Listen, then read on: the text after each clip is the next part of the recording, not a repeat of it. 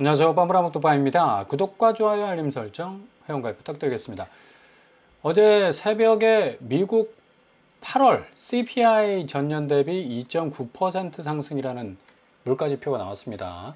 향후 페드가 어떻게 기준금리를 가져갈 것인지에 대한 분명한 기준점이 될 수가 있는데, 일단 2.9% 물가 상승률을 찍었다는 건 굉장히 좀 불안해 보이지만, 그래도 예상치 부합이라는 또 결론이 나왔어요. 시장의 예상치에 벗어나지 않는 물가 상승률이었다.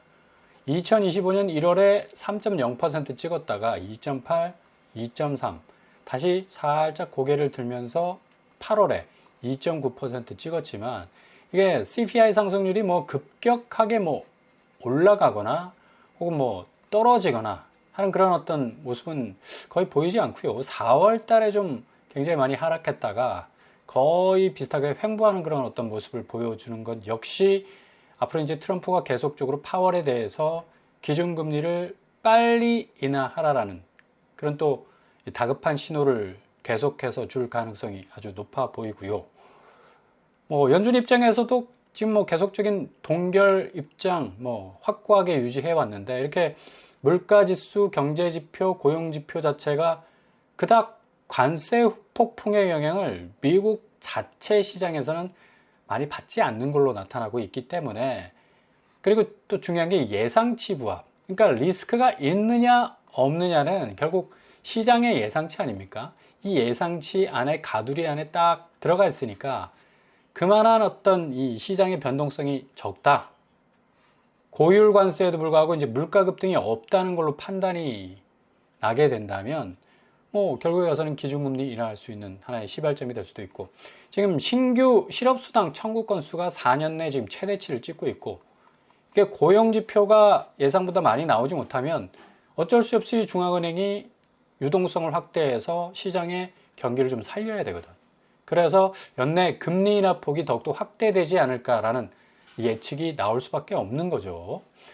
그래서 11일 발표한 소비자 물가지수 CPI가 확실하게 앞으로 뭐 로이터 통신과 월스트리트 저널 등이 집계한 전문가 전망치 2.9%에 부합하는 수치를 때렸기 때문에 아마 자본시장은 계속적으로 펌프질을 하게 될 겁니다. 지금 다우와 나스닥과 S&P 500이 지난밤에 뭐 어마무시하게 올랐죠. 상당 부분 좀 횡보하는 모습 보이다가 금리 인하에 대한 기대감이 뭐 활짝 핀 꽃처럼 지표가 계속적으로 이렇게 나오게 되니까, 페드가 과연 앞으로 미국 자체 내 인플레이션 위험성에 대한 어떤 설득력은 점점 그 설자를 잃게 되는 거 아닌가. 결국에 가선 파월이 백기 들고 기준금리 인하를 선언할 가능성이 어느 때보다도 높다라는 게 지금 미국 주식시장의 자체적인 어떤 전망이라고 볼 수가 있습니다. 지금 한국 사람들이 많이 확보하고 있는 테슬라 같은 경우는 무려 370달러까지 올랐어요.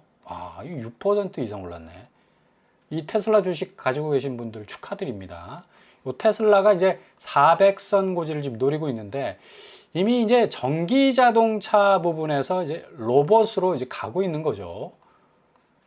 옵티머스라는 새로운 어떤 2.5세대를 내놓으면서 얘가 지금 뭐 뒤에서 리모컨으로 조종하는 로봇이 아니죠. 자체 AI를 이식을 했기 때문에, 그리고 뭐 관절 부분도 그렇고 걷는 것도 굉장히 뭐 진일보한 어떤 모습을 보여줬기 때문에 앞으로 상용화될 수 있는 커다란 가능성을 계속해서 던져주고 있습니다. 1년마다 업그레이드 되는 정도가 눈이 뭐 부실 정도로 엄청나게 지금 괄목 성장을 하고 있기 때문에, 테슬라는 더 이상 전기 자동차 회사라는 그런 어떤 이미지에서 이제 로봇과 AI 그런 어떤 이 방향으로 갈 가능성이 크다. 그래서 지금 테슬라가 뭐 어마무시 지금 오르고 있죠. 기타 여타의 어떤 팔란티아나 뭐 엔비디아보다는 확실히 큰 폭으로 지금 껑충껑충 뛰고 있는 걸 볼 수가 있습니다. 일론 머스크 스스로도 향후 옵티머스 로봇이 테슬라 가치의 80%를 차지할 것이라고 이렇게 말하고 있지 않습니까? 결국에 가서는 이제 자본시장 자체가 확실한 하이 테크놀로지의 엄청난 지배를 통해서 완전히 자본시장의 컬러가 달라진다. 결국에 가서는 이제 로봇 시장과 AI 반도체, 뭐 거의 이 혼합체되는 그런 어떤 이 모습을 통해서 이 테슬라가 거의 이제 지배하게 되지 않을까. 미래의 어떤 교통 부분. 지금 뭐 자율주행도 지금 텍사스에서 진행이 되고 있고요. 로봇 부분도 이제 상용화가 돼버리면 이제 가정에 얘네들이 들어와가지고 모든 가사 일을 해버린다는 얘기죠. 그러니까 기존의 뭐 청소기나 세탁 부분. 이제 사람의 모습을 한 로봇이 뭐 급작스럽게 밀려 들어와서 요 부분을 선점하게 된다면 아마 테슬라의 가치는 어마무시하게 높아질 가능성이 높고요. 자, 이렇게 자본시장, 미국 자본시장을 우리가 지금 잠깐이라도 언급해서 알 필요가 있는 게 고스란히 한국 부동산 시장, 아파트 시장, 앞으로의 집값 모든 분수령에 가장 큰 영향을 주기 때문에 이런 말씀을 드리는 거예요. 아, 왜 부동산 얘기하지? 이런 걸 아셔야 됩니다.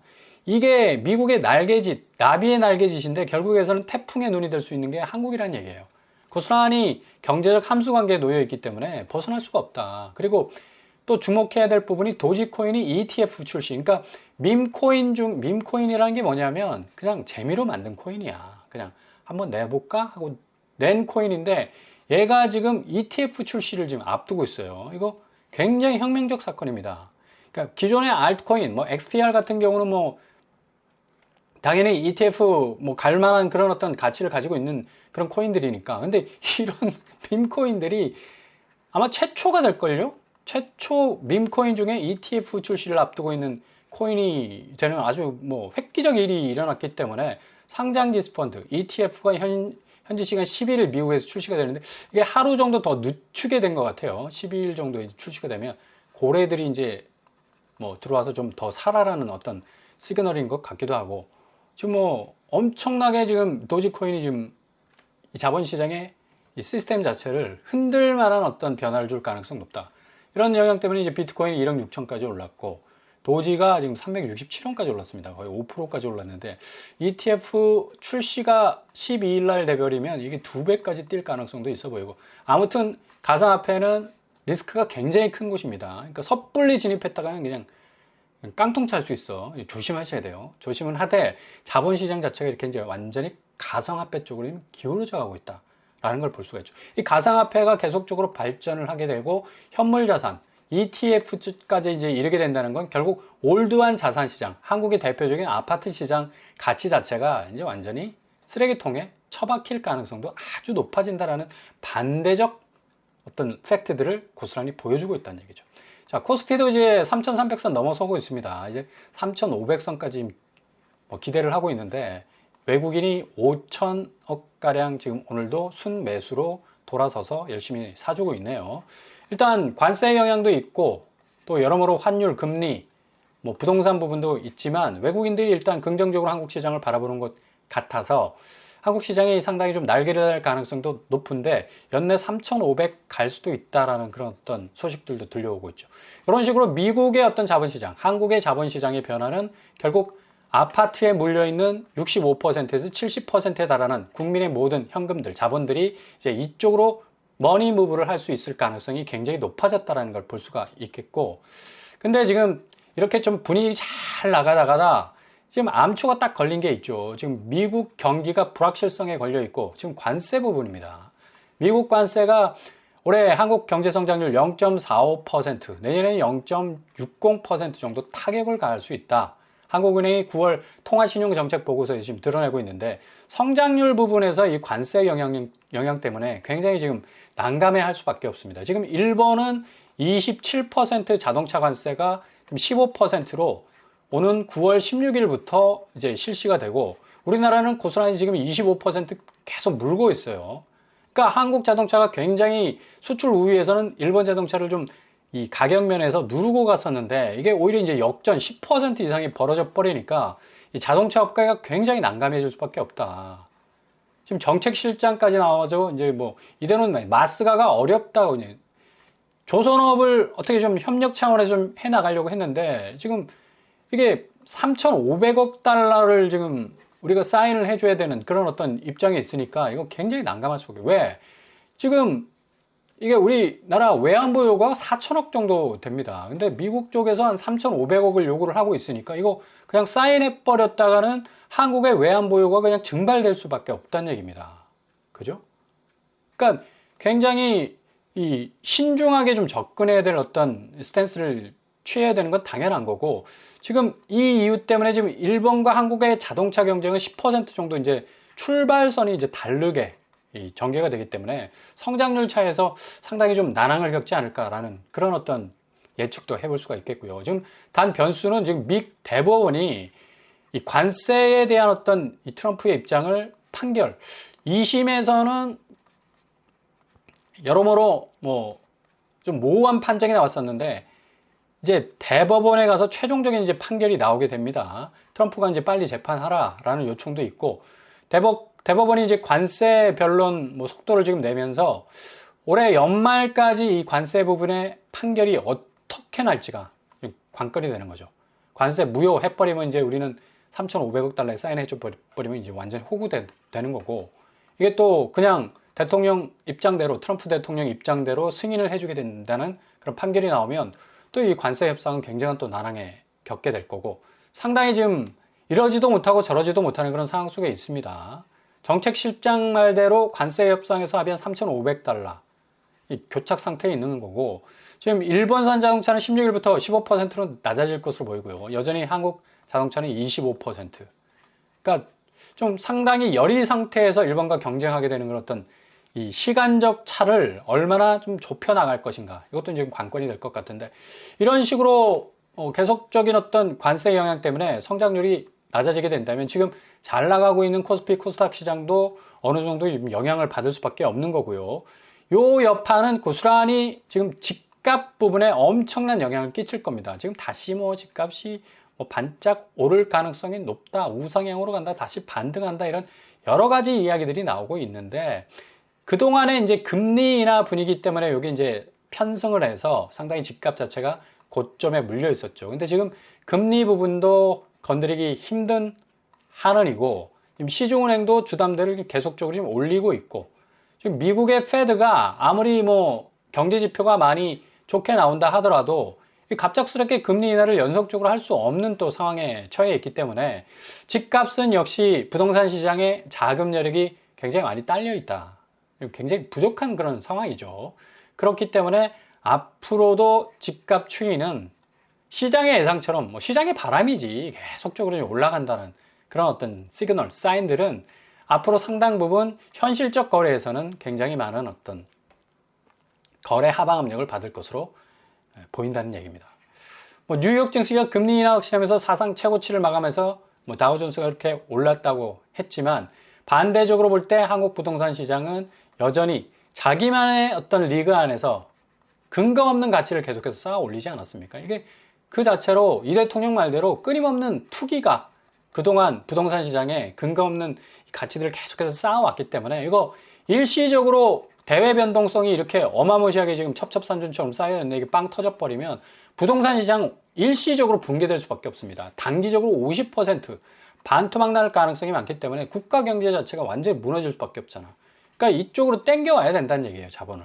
그래서 끊임없이 한두 번 대책으로 우리가 부동산 투기 막을 것이 아니라 끊임없는 대책을 내놓겠다 하고 이렇게 뭐 100일 기념 기자회견에서도 밝혔듯이 이런 어떤 대책들이 계속해서 나올 가능성 많습니다. 대출 추가 규제 강화 예상이 되고요. 시장 안정되지 않으면 뭐 마용성까지 토지거래 허가구역 뭐 반드시 100% 지정이 될 가능성 높습니다. 세금도 뭐 끝까지 손을 안 대겠다 했는데 세금 부분은 현실가액, 그러니까 공정시장 가액 비율만 조금 높여준다면 한 80%만 가면 보유세는 뭐 엄청나게 오를 가능성이 있기 때문에, 그리고 꾸준한 공급 대책, 좀 획기적 공급들이 나오게 되면 시장은 그 충격에 의해서 확실히 집값은 다운될 가능성, 높을 가능성이 높다는 얘기죠. 그래서 지금 아파트 매매가 변동률 뭐 부동산원에서 어제 발표한 게 약간 0.08에서 0.09로 올랐다고 하지만 이거 데드캣 바운스입니다. 살짝 올라갔다가 다시 뚝 떨어질 가능성이 높아요. 다음 주 9월 중순 지표가 굉장히 분수령이 될 것 같고 9월 7일 대책 나오지 않았습니까? 이거 겉으로 보면 좀 밋밋한 대책인 것 같지만 국세청, 국토부까지 딱 끼어 있는 대책 아닙니까? 국세청에서 20억, 30억 아파트 거래 전수조사 하겠다. 그리고 국토부에서는 뭡니까? 토제 지정권을 우리가 가져가겠다. 이렇게 굉장히 좀 획기적인 어떤 정책들이 나왔기 때문에 앞으로 아파트 가격이 그렇게 만만치 않게 오르는 시대는 거의 끝나지 않았나라는 그런 어떤 예측도 해볼 수가 있겠고요.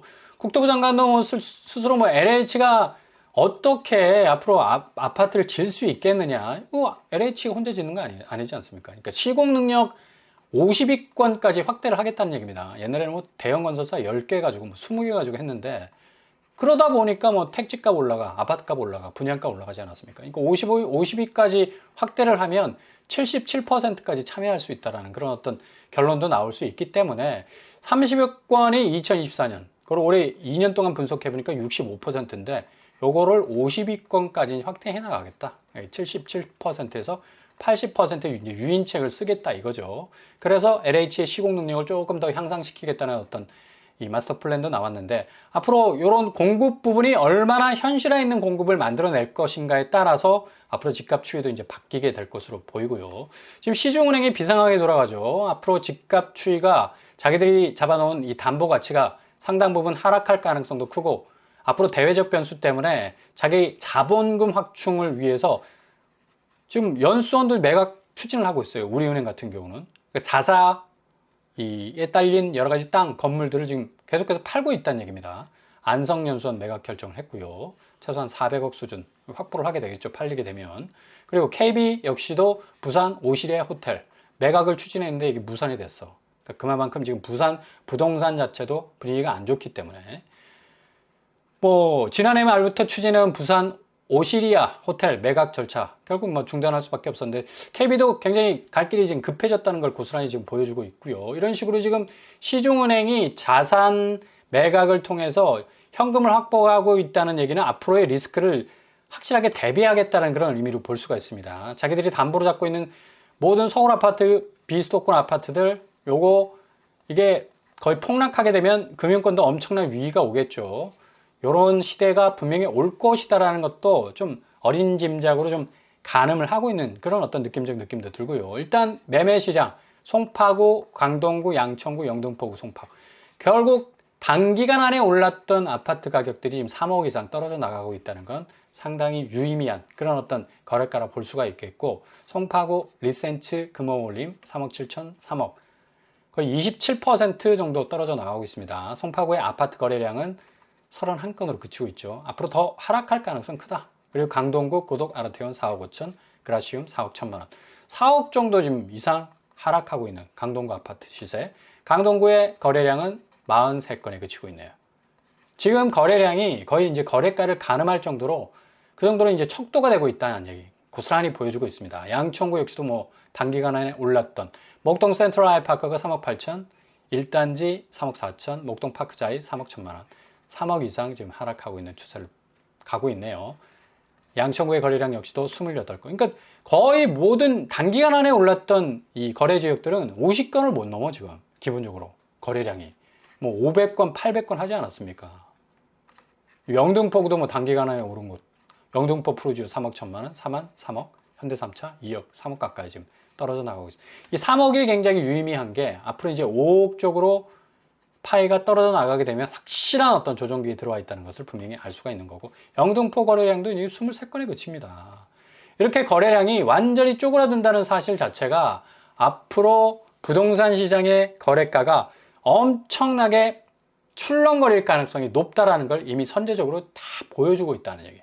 정부의 규제, 대통령의 발언 예시에서도 볼 수 있듯이 투기와의 뭐 싸움은 끝까지 할 것이다. 계속적으로 끊임없이 대책 내놓을 것이다. 그리고 대외적 변수를 볼 때도 관세 영향으로 경제 기조였던 성장률이 많이 떨어져 있기 때문에 구매력이 상당 부분 약해질 수밖에 없다. 그래서 황금성이 떨어지는 아파트보다는 자본시장으로 이동할 수 있는 그런 현금 흐름이 발생할 가능성이 높기 때문에 앞으로 서울 아파트가 뭐 불패라는 얘기는 거의 증발될 가능성이 어느 때보다도 높다고 할 수가 있겠습니다.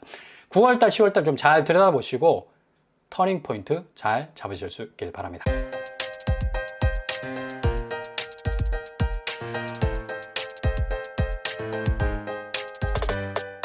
오늘의 부동산 캐릭터죠. 미국의 CPI가 예상치에 부합을 했습니다. 미국이 아무리 기준금리 인하를 하더라도 한국은 지금 집값 문제에 걸려 있고요. 부채 문제에 걸려 있기 때문에 미국과 동조화될 수 없는 지금 기준금리 상황입니다. 아마 계속적인 어떤 동결 상태로 갈 가능성이 높겠고, 부동산보다는 자본시장 쪽의 현금 흐름을 더욱더 지금 가늠을 하고 있기 때문에 부동산 쪽에 무게를 두는 것보다는 자본시장에 무게를 두는 정책들이 많이 나올 것 같죠. 앞으로 부동산 시장에 여러모로 대변동성의 계절이 돌아올 것으로 보입니다. 오늘도 응원합니다. 항상 여러분의 길이 꽃길만 되실 수 있길 바랍니다. 이상으로 뻔뻔한 법득방을 마치겠습니다. 구독과 좋아요 부탁드립니다. 감사합니다.